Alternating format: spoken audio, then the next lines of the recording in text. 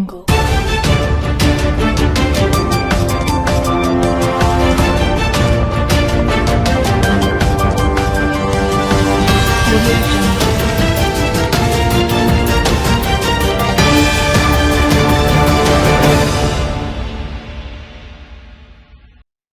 News కి స్వాగతం.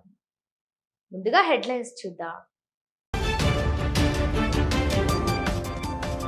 విద్యారంగాన్ని నిర్వీర్యం చేస్తే మాజీ సీఎం కేసీఆర్ కు పట్టిన గతే రేవంత్ రెడ్డికి పడుతుంది. ఉమ్మడి జిల్లా వామపక్ష విద్యార్థి సంఘాల విద్యా సంస్థల బంద్ తీర్పు సంపూర్ణం. ఇప్పటికైనా పాలకులు స్పందించి విద్యారంగంలోని సమస్యలు పరిష్కరించాలని డిమాండ్.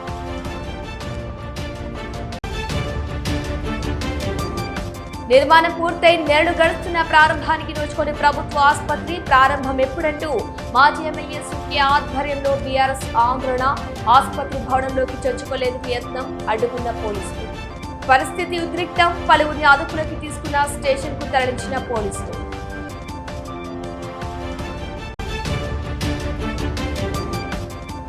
మద్యానికి బానిసే వేధిస్తున్నాడంటూ తనయుడితో కలిసి భర్తను చంపిన భార్య. కేసు నమోదు చేసుకొని దర్యాప్తు చేపట్టిన పోలీసులు.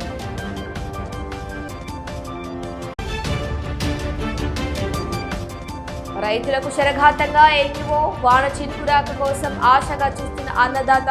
వర్షాలు కురిపించాలంటూ వాన దేవుడికి వేడుకోలు. ఆరుతడి పంటల సాగుపై దృష్టిని సారించాలంటున్న అధికారులు. కరీంనగర్ వాసులకు లేటెస్ట్ వస్త్రాలను అందించేందుకు జిఎస్ఆర్ వస్త్ర దుకాణం అందుబాటులోకి వచ్చింది. ఈ షాపు ప్రారంభోత్సవ కార్యక్రమానికి మాజీ మంత్రి ఎమ్మెల్యే గంగుల కమలాకర్ ముఖ్య అతిథిగా హాజరై మేయర్ కొలగాని శ్రీనివాస్ తో కలిసి వస్త్ర దుకాణాన్ని ప్రారంభించారు. ఈ కార్యక్రమంలో నగర భారస అధ్యక్షుడు చల్లా హరిశంకర్, కార్పొరేటర్లు గుగ్గిళ్ల జయశ్రీ, పవన్ ప్రసాద్ తదితర నాయకులు ఉన్నారు.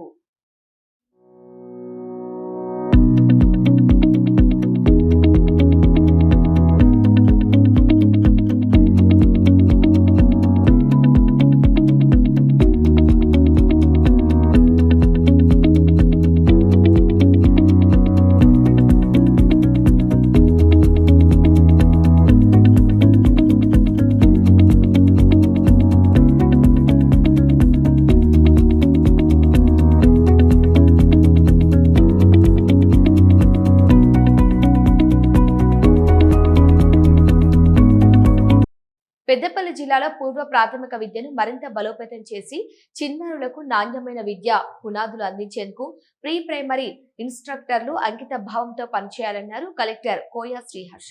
కలెక్టరేట్ సమావేశ మందిరంలో ప్రీ ప్రైమరీ ఇన్స్ట్రక్టర్లకు నిర్వహించిన ఒకరోజు ఓరియంటేషన్ కార్యక్రమానికి ఆయన ముఖ్య అతిథిగా హాజరయ్యారు.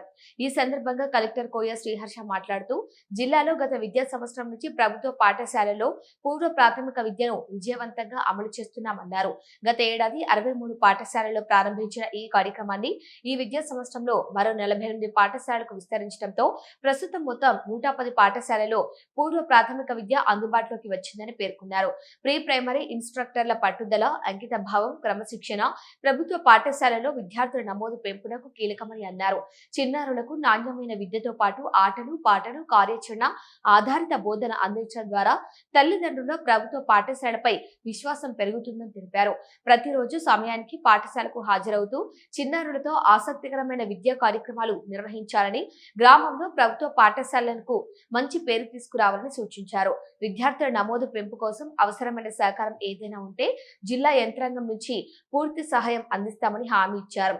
ఉదయం 10 గంటల నుంచి సాయంత్రం 5 గంటల వరకు నిర్వహిస్తున్న ఓరియంటేషన్ కార్యక్రమంలో వివిధ అంశాలపై శిక్షణ అందిస్తున్నామని, ఈ శిక్షణ ద్వారా ప్రీ ప్రైమరీ ఇన్స్ట్రక్టర్లు చిన్నారులకు బలమైన విద్యా పునాదులు వేసే విధంగా పనిచేయాలని కలెక్టర్ ఆదేశించారు. చొప్పదండిలో నిర్మాణం పూర్తయినప్పటికీ ప్రజలకు అందుబాటులోకి రాని 100 పడకల ప్రభుత్వ ఆసుపత్రి అంశంపై బీఆర్ఎస్ పార్టీ శుక్రవారం నిరసనాత్మకంగా సందర్శన కార్యక్రమాన్ని చేపట్టింది. తెలంగాణ తొలి ముఖ్యమంత్రి కేసీఆర్ హయాంలో 37.50 కోట్ల వ్యయంతో మంజూరైన ఈ ఆసుపత్రి భవన పనులు పూర్తయినా ఇప్పటికీ సేవలు ప్రారంభించకపోవడం కాంగ్రెస్ ప్రభుత్వ వైఫల్యమని మాజీ ఎమ్మెల్యే సుంకే రవిశంకర్ ఆరోపించారు. బీఆర్ఎస్ నాయకులు, కార్యకర్తలతో కలిసి ఆసుపత్రిని సందర్శించేందుకు వెళ్లిన మాజీ ఎమ్మెల్యే సుంకే రవిశంకర్ మాట్లాడుతూ ప్రజలకు మెరుగైన వైద్య సేవలు అందించాలనే ఉద్దేశంతో గత ప్రభుత్వం నిర్మించిన ఆసుపత్రిని అందుబాటులోకి తీసుకురావడంతో రాష్ట్ర రాష్ట్ర ప్రభుత్వం స్థానిక ఎమ్మెల్యే మేడిపల్లి సత్యం నిర్లక్ష్యంగా వ్యవహరిస్తున్నారని విమర్శించారు. ఈ సందర్భంగా ఆసుపత్రి వద్ద ఉద్రిక్త పరిస్థితులు నెలకొన్నాయి. బీఆర్ఎస్ నాయకులు ఆసుపత్రి ప్రాంగణంలోకి ప్రవేశించకుండా పోలీసులు భారీగా మోహరించి ప్రధాన గేటుకు తాళం వేసి అడ్డుకున్నారు. గ్రంథాలయ సంస్థ మాజీ చైర్మన్ ఏనుగు రవీందర్ రెడ్డితో పాటు పలువురు నాయకులను పోలీసులు అదుపులోకి తీసుకొని చొప్పదండి పోలీస్ స్టేషన్ కు తరలించారు. ఆ రోజు నేను ఉంటున్నటువంటి సందర్భంలో కరోనాతో బాధపడుతున్నప్పుడు హాస్పిటల్ లేక ప్రజలందరూ కరోనా ప్యానిక్ అయి ఎటుపోవాలో తెలియనటువంటి ఆ పరిస్థితిని ఆనాడు నేను ఇంటింటికి తిరిగి కేసీఆర్ గారు ఆదేశాల మేరకు అవగాహన చేస్తున్నటువంటి సందర్భంలో చొప్పదండి నియోజకవర్గ కేంద్రంలో 33 పడకల ఆసుపత్రి మాత్రమే ఉండే, ప్రజలకు అసౌకర్యంగా ఉండే ఒక నియోజకవర్గ కేంద్రంలో ఈ చుట్టుపక్కల మరి అనేక గ్రామాలకు సౌకర్యాన్ని, పేద ప్రజలకు వైద్య సౌకర్యాన్ని కలిగించాలని ఒక సంకల్పంతో ఆనాటి మరి ఈ రాష్ట్ర తొలి ముఖ్యమంత్రి వర్యులు కల్వకుంట్ల చంద్రశేఖరరావు గారు, అదేవిధంగా ఆనాటి వైద్య ఆరోగ్య శాఖ మంత్రివర్యులు హరీష్ రావు గారు, ఆనాటి మరి మున్సిపల్ శాఖ మంత్రివర్యులు కేటీ రామారావు గారిని ఒక్క మాట అడగంగానే మరి 37,50,00,000 రూపాయలను మంజూరు చేసి ఇది సుమారుగా 9వ తారీఖు 8వ నెల 2023లో మంజూరు అయితే మరి ఇక్కడ ల్యాండ్ కూడా లేకుండే, ఇక్కడ మనకు కట్టుకోవడానికి ల్యాండ్ కూడా లేకపోతే ఆనాడు మరి కాలేజీకి సంబంధించినటువంటి ల్యాండ్ ఇది. పెద్దపల్లి జిల్లా సుల్తానాబాద్ మండలం కదంబాపూర్లో ఘోరం జరిగింది. మద్యానికి బానిసై వేధింపుకు గురి చేస్తున్నాడంటూ భర్తను కొడుకుతో కలిసి హత్య చేసిందో భార్య. ఘటనకు సంబంధించిన వివరాల్లోకి వెళ్తే కదంబాపూర్ కు చెందిన గోరమియా అనే వ్యక్తి మద్యానికి బానిసై ఇంట్లో వేధింపులకు గురి చేస్తున్నాడంటూ గోరమియా ఇంట్లో గత కొంతకాలంగా గొడవలు నడుస్తున్నాయి.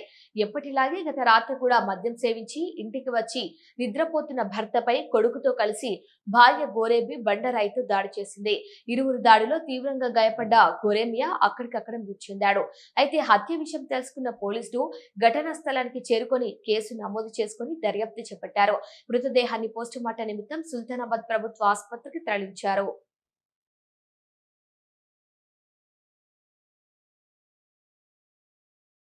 ఈరోజు ఉదయం 6 గంటల సమయంలో తుర్కాష్పల్లి గ్రామం హ్యామ్లెట్ ఆఫ్ కదంబాపూర్ సుల్తానాబాద్ మండలకు సంబంధించి ఒక ఇంటి ముందు ఒక వ్యక్తి చనిపోయాడన్న సమాచారం మేరకు ఈరోజు నేను మా సిబ్బందితో యుక్తంగా అక్కడికి వెళ్ళడం జరిగింది.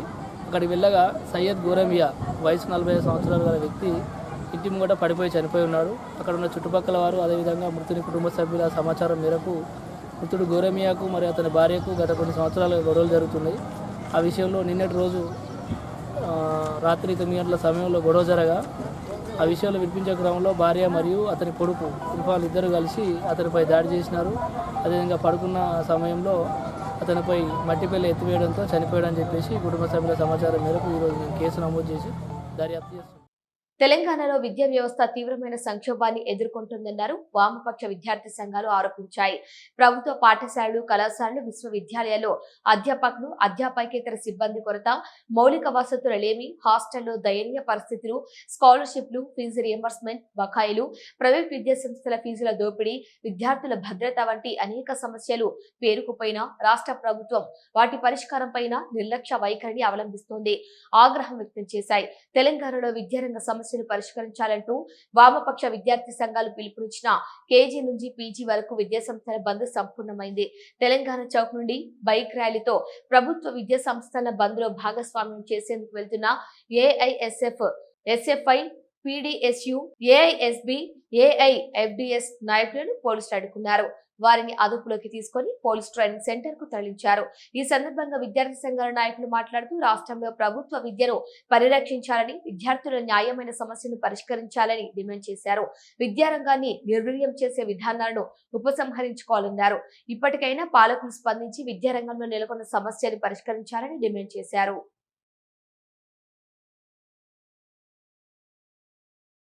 ఈరోజు ఎస్ఎఫ్ఐ ఇతర వామపక్ష విద్యార్థి సంఘాల ఆధ్వర్యంలో రాష్ట్ర వ్యాప్తంగా విద్యాసంస్థల బంద్కు పిలుపునివ్వడం జరిగింది. ఎందుకోసం అనుకున్నప్పుడు రాష్ట్ర వ్యాప్తంగా విద్యారంగ సమస్యలు పరిష్కరించాలని చెప్పేసి ఈరోజు ఎస్ఎఫ్ వామపక్ష విద్యార్థి సంఘాల ఆధ్వర్యంలో డిమాండ్ చేయడం జరుగుతుంది. ప్రధానంగా ఈ రాష్ట్రంలో విద్యార్థులు అనేక సమస్యలతో కొట్టుమిట్టాడుతున్నా కానీ ఈ రాష్ట్ర ప్రభుత్వ విద్యారంగ సమస్యలు పరిష్కరించడంలో పూర్తిగా ఈరోజు నిర్లక్ష్యం వివరిస్తున్న పరిస్థితి ఈ రాష్ట్ర వ్యాప్తంగా కనిపిస్తుంది. ముఖ్యంగా ప్రధానంగా ప్రభుత్వ పాఠశాలలో కనీస మౌలిక వసతులు లేక విద్యార్థులు అనేక ఇబ్బందులు పడుతున్నా కానీ వాటి పట్టించుకోవడంలో ఈ రేవంత్ రెడ్డి సర్కారు పూర్తిగా విఫలమైన పరిస్థితి ఉన్నది. ఈరోజు విద్యార్థులకు అల్పాహారం అందిస్తా అని చెప్పిన రేవంత్ రెడ్డి సర్కారు ఇక్కడ కూడా ఇప్పటి వరకు కూడా నాణ్యమైన భోజనం ఈరోజు అందించలేకుండా ఈరోజు ఉన్న పరిస్థితి ఉన్నది.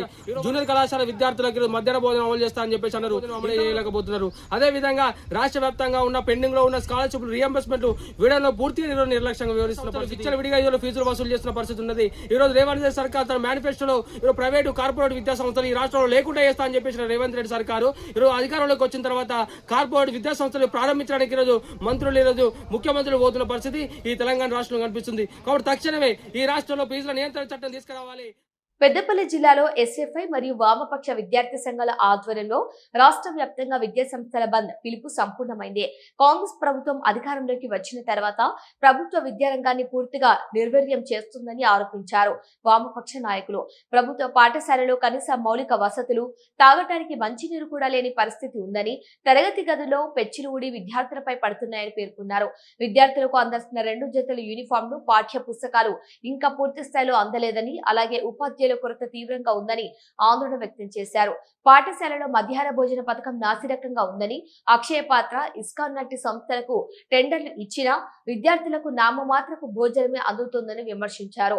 రాష్ట్రంలో విద్యాశాఖ మంత్రి లేకపోవటాన్ని తప్పుపట్టిన వామపక్షాల నాయకులు 2.5 ఏళ్లుగా విద్యాశాఖ మంత్రి లేకుండా విద్యా వ్యవస్థ ఎలా బాగుపడుతుందని ప్రశ్నించారు. రాష్ట్రంలో 23,000 ప్రభుత్వ పాఠశాలలను 4,000 పాఠశాలలకు కుదిస్తూ బడులను మూసివేసే ప్రక్రియను వ్యతిరేకిస్తున్నామన్నారు. తక్షణమే విద్యాశాఖ మంత్రిని నియమించి ప్రభుత్వ విద్యారంగాన్ని బలోపేతం చేయాలని, లేని పక్షంలో విద్యార్థి ఉద్యమాలను మరింత ఉధృతం చేస్తామని హెచ్చరించారు.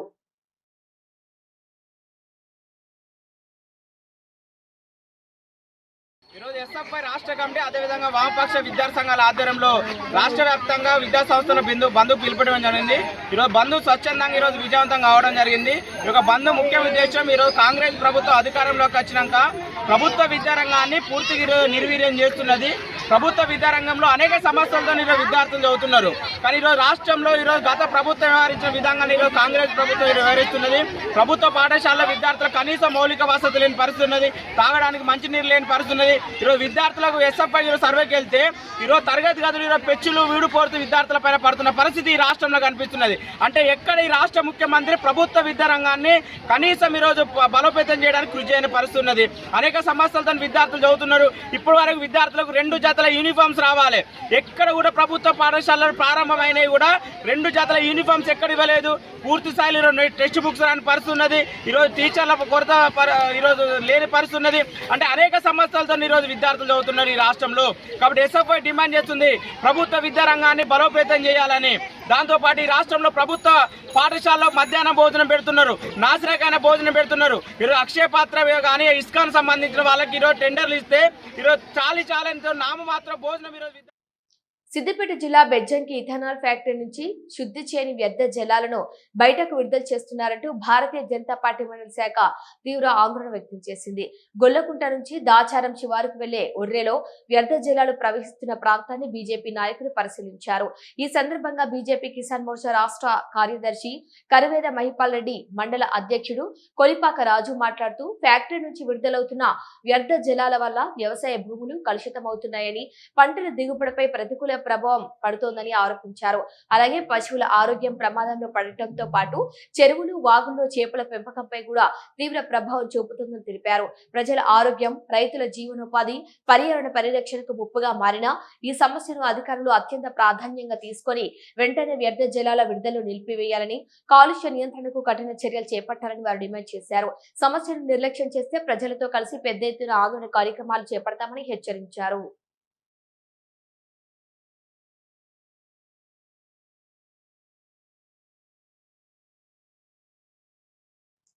సాధారణత్ సాధ్యతే సర్వం అన్నారు ఆల్ ఫోర్స్ విద్యా సంస్థల అధినేత నరేందర్ రెడ్డి. విద్యార్థులు లక్ష్యాలను ఏర్పాటు చేసుకుని నిరంతరం కృషి చేయడం ద్వారా లక్ష్యాలను సాధించగలుగుతారన్నారు. కరీంనగర్లోని ఆల్ ఫోర్స్ జూనియర్ కళాశాల విభవారి పేరుతో నిర్వహించినటువంటి సాంస్కృతిక కార్యక్రమానికి నరేందర్ రెడ్డి ముఖ్య అతిథిగా హాజరై ప్రసంగించారు. ఆల్ ఫోర్స్ విద్యా సంస్థలు ఆరంభం నాటి నుంచి అద్భుతమైన ఫలితాలు సాధిస్తుందని, విద్యార్థులను ఉత్తమమైన స్థానాల్లో స్థిరపరుస్తుందని గుర్తు చేశారు. ప్రతి ఒక్కరూ ప్రణాళికబద్ధంగా కష్టపడాలని మరియు విజయాన్ని సాధించాలని పిలుపునిచ్చారు. ప్రతి సంవత్సరం లాగే ఈ సంవత్సరం కూడా ప్రతిష్టాత్మక విద్యా సంస్థలో అత్యధిక సీట్లు సాధించిందన్నారు. 2025-26 విద్యా సంవత్సరంలో అత్యుత్తమ ఫలితాలు సాధించినటువంటి విద్యార్థులకు ఘన సత్కారం చేశారు మరియు శుభాకాంక్షలు తెలిపారు. ప్రతి విద్యార్థి క్రమం తప్పకుండా తరగతి గదిలో నేర్చుకున్నటువంటి విషయాలను సమీక్షించుకోవాలని, తద్వారా పట్టు సాధించగలుగుతారని వారు చెప్పారు.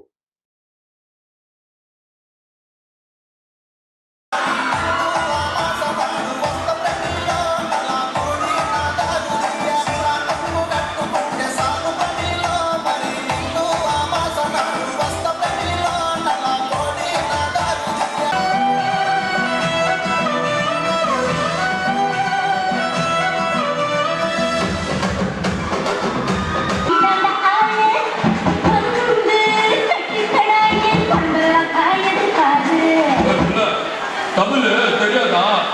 ஹிந்தியில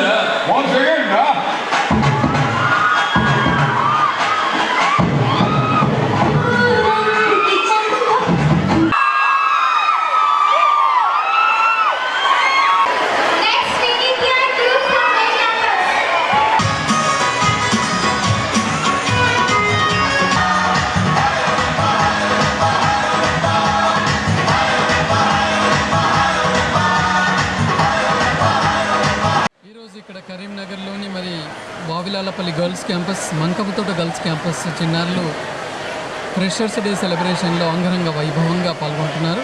ముఖ్యంగా ఇంటర్మీడియట్లో జనరల్లీ కొత్తగా జాయిన్ అయిన తర్వాత మరి జూనియర్స్కి ఆ భయం తొలగించడానికి, అలాగే కళాశాలలో మరి సూపర్ సీనియర్ సాధించిన విజయాలు ఏమున్నాయి, ఏ రకంగా ఒక లక్ష్యం పెట్టుకుని చదవాలి అని తెలియడానికి, ఈవెన్ సీనియర్ పిల్లలకి కూడా మరి ఈ ఉన్న 1 ఇయర్లో ఏ రకంగా చదివి వాళ్ళు ఏ రకంగా లక్ష్యం ఏర్పరచుకోవాలి అవన్నీ విషయాలు తెలుసుకోవడానికి ఒక వేదిక freshers day celebrations. All force విద్యా సంస్థల్లో అయితే పిల్లలందరికీ కూడా మేము మోటివేట్ చేస్తూనే ఉంటాం. 2025-26 ఘనమైన రిజల్ట్స్ మనం సాధించాం. వెబ్సైట్లో 11th ర్యాంక్, 22 ర్యాంక్, అలాగే ఐఐటి జేఈ మెయిన్స్లో 17th rank, 44th rank, JEE అడ్వాన్స్లో 75th ర్యాంక్, మరి వాళ్ళ నీట్ రీ ఎగ్జామ్లో కూడా అద్భుతమైన ప్రతిభ కనపరిచి మరి ఉత్తర తెలంగాణలో నంబర్ 1 కాకుండా తెలంగాణలో కూడా ఆంధ్ర కార్పొరేట్ ధీటుగా మంచి రిజల్ట్ సాధిస్తూ క్రమశిక్షణకి మారుపేరుగా మరి లేటెస్ట్ ఫెసిలిటీస్ తోటి ముందుకు దూసుకొని వెళ్తుంది ఆల్ ఫోర్స్. మరి వాళ్ళ మన దగ్గర కూడా పిల్లలు ఎంత ఉత్సాహంగా ఇవాళ చదువులో పార్టిసిపేట్ అవుతున్నారు అంటే ఎవ్రీ ఎగ్జామ్ టు ఎగ్జామ్ వాళ్ళ లోపల మార్కులు పెరుగుతూనే ఉన్నాయి. గత రికార్డులను మేము బ్రేక్ చేస్తూ ముందుకు వెళ్తున్నాం. ఈ సంవత్సరం కూడా ఈ బ్యాచ్ పిల్లలు కూడా మరి మొన్నటి కంటే మెరుగైన ఫలితాలు సాధిస్తారన్న దిశగా. రాజన్న సిరిసిల్ల జిల్లా గంభీరావుపేట మండల కేంద్రంలో సిరిసిల్ల నియోజకవర్గ ఇన్ఛార్జ్ కేకే మహేందర్ రెడ్డి జన్మదిన వేడుకలు ఘనంగా కొనసాగాయి. కాంగ్రెస్ పార్టీ సీనియర్ నాయకులు పరశ హనుమండ్లు ఆధ్వర్యంలో కేక్ కట్ చేసి టపాసులు కాల్చి సంబరాలు నిర్వహించారు.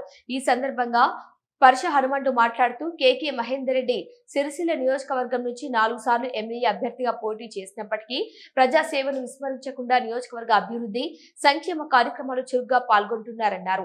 ప్రభుత్వం అమలు చేస్తున్న సంక్షేమ పథకాలను ప్రజలకు చేరేలా నిరంతరం కృషి చేస్తున్నారని కొనియాడారు.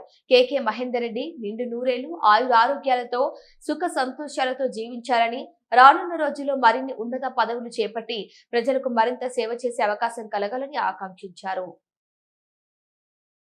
కాంగ్రెస్ పార్టీ కాన్స్టిట్యున్సీ ఇన్ఛార్జ్ అసలు సిసలైన తెలంగాణ ఉద్యమకారుడు కేకే మహేందర్ రెడ్డి గారి జన్మదిన వేడుకలను ఈరోజు గంభీరావుపేట నలుబొట్టున కాంగ్రెస్ శ్రేణుల ఆధ్వర్యంలో కేక్ కట్ చేసి ఘనంగా నిర్వహించడం జరిగింది. కేకే మహేందర్ రెడ్డి గారికి గంభీరావుపేట మండల కాంగ్రెస్ శ్రేణులు, అదేవిధంగా జిల్లా కాన్స్టిట్యున్సీ ప్రజల పక్షాన జన్మదిన శుభాకాంక్షలు తెలియజేస్తూ ఉన్నాం. కేకే మహేందర్ రెడ్డి గారు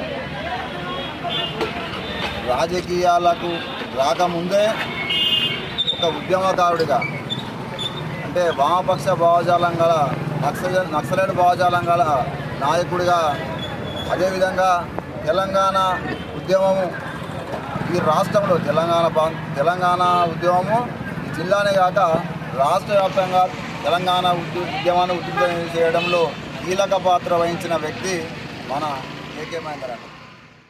కరీంనగర్ జిల్లా తిమ్మాపూర్ మండల రామకృష్ణ కాలనీ సుభాష్ నగర్ లో పోచమ్మ తల్లి దేవాలయం నూతన విగ్రహ ప్రతిష్ఠ మహోత్సవం ఘనంగా కొనసాగుతుంది. అర్చకులు ఉరుమండ కిరణ్ శర్మ ఆధ్వర్యంలో గత 3 రోజులుగా గణపతి హోమం, ప్రాణ ప్రతిష్ఠ, విగ్రహ ప్రతిష్ఠ మొదలగు పూజా కార్యక్రమాలు నిర్వహించారు. ఇందులో భాగంగా నేడు పోచమ్మ తల్లి బోనాలు జరిగాయి. గ్రామంలోని మహిళలందరూ ఉపవాస దీక్షతో నెత్తిన బోనం ఎత్తుకుని శివశక్తుల పూనకాలతో ఆలయం వద్దకు చేరుకున్నారు. అనంతరం అమ్మవారికి నైవేద్యం సమర్పించి మొక్కులు తెరుచుకున్నారు. ఈ సందర్భంగా ఆలయ నిర్వాహకులు కొమ్మెర మల్లారెడ్డి, దావు సంపత్ రెడ్డి మాట్లాడుతూ వర్షాలు సమృద్ధిగా కురిసి పాడి పంటలు పండాలని, ప్రజలందరూ ఆయుర ఆరోగ్యాలతో సుఖ సంతోషాలతో ఉండాలని అమ్మవారిని వేడుకున్నారు.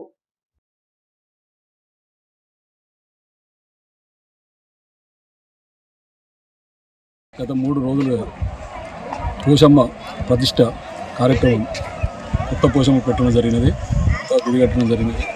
ఇందులో మన 3 రోజులకు పూజలు, ఒక రోజు హోమ కార్యక్రమం, 2వ రోజు ప్రతిష్ట కార్యక్రమం, 3వ రోజు ఈరోజు బోనాల కార్యక్రమం జరుగుతుంది.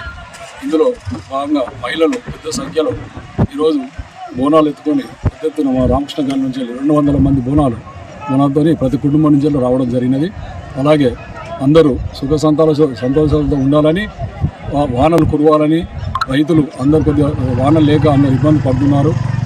అందరు ప్రార్థనలు చేసుకుంటూ వానలు కురవాలని, మా ఊరు అందరు ప్రజలంతా చల్లగా ఉండాలని మనస్ఫూర్తిగా ఆ దేవుడిని కోరుకోవడం జరిగినది. అలాగే మళ్ళీ సంవత్సరం కూడా ఇలాగే పెట్టడం జరుగుతుంది.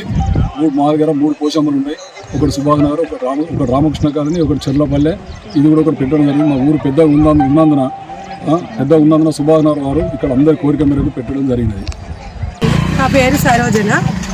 గత 3 రోజుల నుంచి పోచమ్మ గుడి కాడ హోమము, ప్రాణ ప్రతిష్టలు జరిగినాయి. పెద్ద ఎత్తున బోనాలు వచ్చినాయి. బోనాల పండుగ చేసుకుంటున్నాం.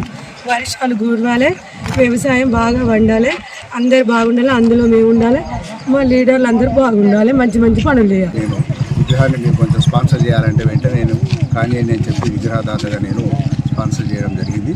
అందులో భాగంగా ఈ యొక్క పోషమ్మ తల్లి దేవత ఇవాళ ఘనంగా 8 నాడు, 9 నాడు, ఇవాళ 10వ నాడు బోనాల పండుగ చాలా ఘనంగా జరుపుకోవడం జరుగుతుంది. దీనికి సహకరించిన ప్రజలందరూ కూడా ధన్యవాదాలు తెలియజేస్తూ, ఈ యొక్క గ్రామ ప్రజలు రామకృష్ణ కాలనీ సుభాష్లో ఉండే అన్ని ఈ యొక్క వార్డ్స్ మెంబర్లు, గ్రామంలో ప్రతి పౌరులు కూడా చల్లగా ఉండాలని చెప్పి వారి యొక్క ఆయుష్ ఆరోగ్యాలు ఎల్లకాలం సుఖ సంతాలు జీవించాలని చెప్పి సందర్భంగా నేను కోరుకుంటూ, ఇంకా కూడా ఈ అనంత పద్మస్వామి తర్వాత శివాలయం కొన్ని దేవాలయాలు నిర్మించుకొని ప్రజలకు అందుబాటులోకి తీసుకురావాలని చెప్పి ఉద్దేశంతో రాజన్న సిరిసిల్ల జిల్లా ఇల్లంతకుంట మండలం రేపాకలో రేకుర్తి కంటి ఆసుపత్రి వారి సహకారంతో Lions club Karimnagar smart city వారి ఆధ్వర్యంలో ఉచిత కంటి నేత్ర శిబిరాన్ని నిర్వహించారు. ఈ కార్యక్రమంలో రేపాకతో పాటు చుట్టుపక్కల గ్రామాలకు చెందిన ప్రజలు పెద్ద ఎత్తున తరలివచ్చి కంటి పరీక్షలు చేయించుకున్నారు.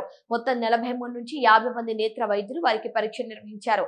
ఐ సర్జరీ అవసరమైన వారిని కంటి ఆసుపత్రి బస్సులో కరీంనగర్ తీసుకెళ్లి వారికి ఆపరేషన్ చేయించిన తర్వాత తిరిగి వారి గ్రామాల్లో దిగబెడుతున్నారు. Lions club Karimnagar smart city అధ్యక్షుడు రొండ్ల ప్రభాకర్ రెడ్డి.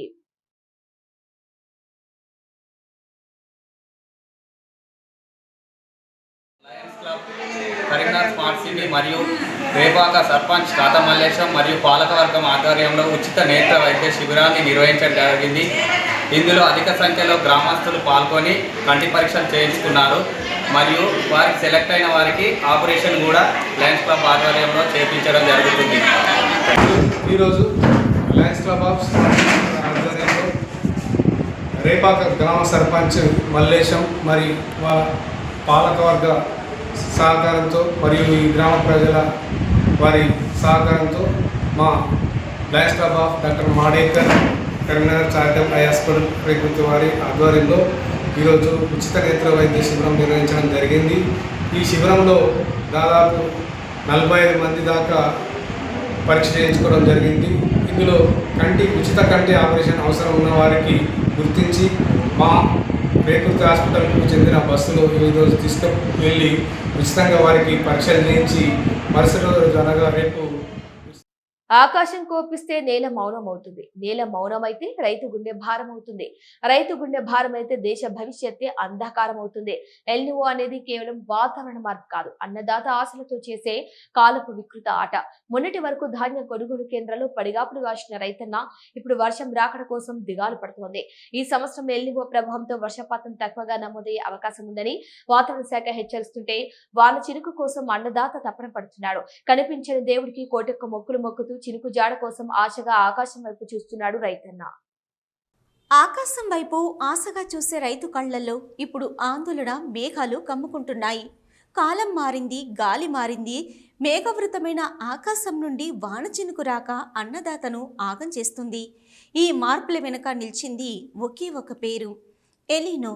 పసిఫిక్ మహాసముద్రం వేడెక్కితే దాని వేడి అలలు వేల కిలోమీటర్ల దూరంలో ఉన్న కరీంనగర్ ఉమ్మడి జిల్లా రైతు గుండెల్లో మంటలు రేపుతున్నాయి. ఇది కేవలం వాతావరణం మార్పు కాదు, ఇది అన్నదాత ఆశలపై పడిన అగ్ని నీడ.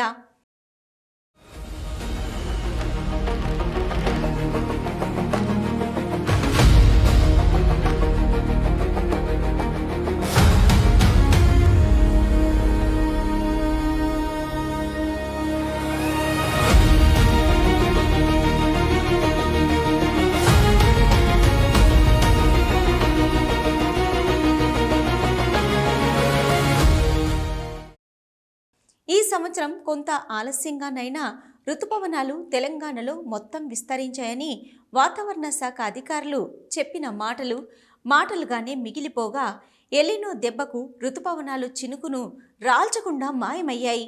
మేఘావృతమైన ఆకాశాన్ని చూసి వాన చినుకు రాలుతుందని అన్నదాత ఆశగా పొలంలో నాటిన విత్తనం మొలకెత్తక ముందే ఎండలో కాలిపోయింది.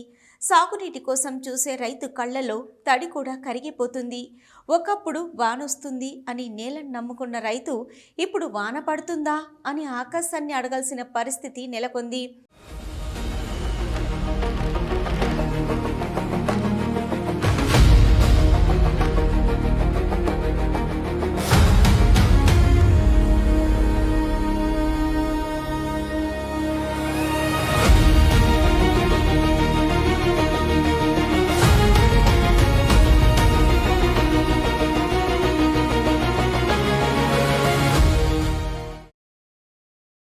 తెలంగాణ వాటర్ హబ్గా పేరొందిన రాజన్న సిరిసిల్ల జిల్లా మధ్య మానేరు జలాశయంతో పాటు అన్నపూర్ణ రిజర్వేర్లో కూడా నీటి మట్టం తగ్గడంతో కరువు సంకేతాలు ప్రమాద ఘంటికలను మోగిస్తున్నాయి.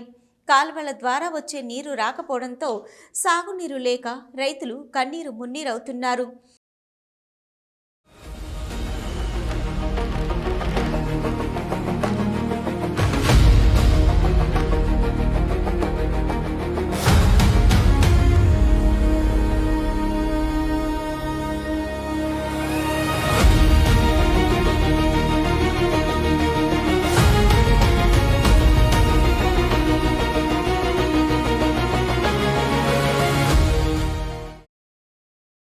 మొన్నటి వరకు పండించిన పంటను విక్రయించేందుకు ఆపసోపాలు పడితే ఇప్పుడేమో వర్షాలు కురవక పంటల సాగు ప్రశ్నార్థకంగా మారిందంటున్నారు. ఇక వరుణుడు కరుణించి తమ కష్టాలను కడతీర్చాలని రైతులు కోరుకుంటున్నారు.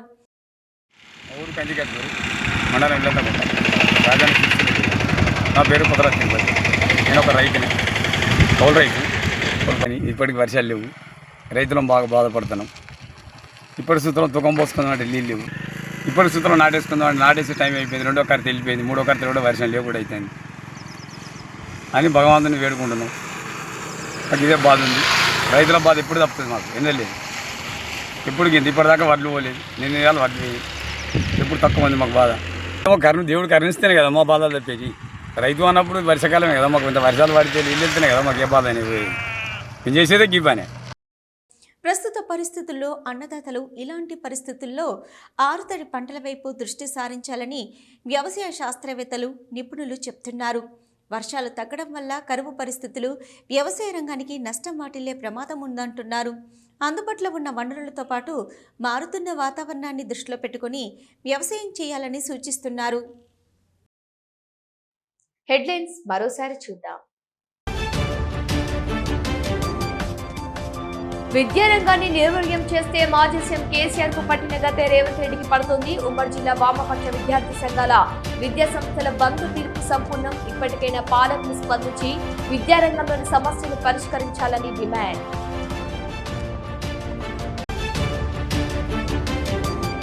నిర్మాణం పూర్తయి నెలలు గడుస్తున్న ప్రారంభానికి నోచుకొని ప్రభుత్వ ఆసుపత్రి ప్రారంభం ఎప్పుడంటూ మాజీ ఎమ్మెల్యే సుఖ్య ఆధ్వర్యంలో బీఆర్ఎస్ ఆందోళన. ఆసుపత్రి భవనంలోకి చొచ్చుకోలేందుకు యత్నం, అడ్డుకున్న పోలీసులు. పరిస్థితి ఉద్రిక్తం. పలువురిని అదుపులోకి తీసుకున్న స్టేషన్ కు తరలించిన పోలీసులు.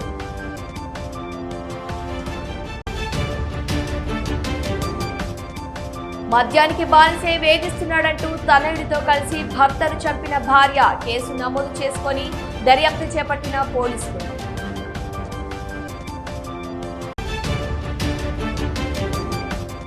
రైతులకు శరఘాతంగా ఎన్నివో వాన చినుకురాక కోసం ఆశగా చూస్తున్న అన్నదాత. వర్షాలు కురిపించాలంటూ వాన దేవుడికి వేడుకోలు. ఆరుతడి పంటల సాగుపై దృష్టిని సారించాలంటున్న అధికారులు. ఇవి ఈనాటి వార్తలు. చూస్తూనే ఉండండి శ్వేత న్యూస్.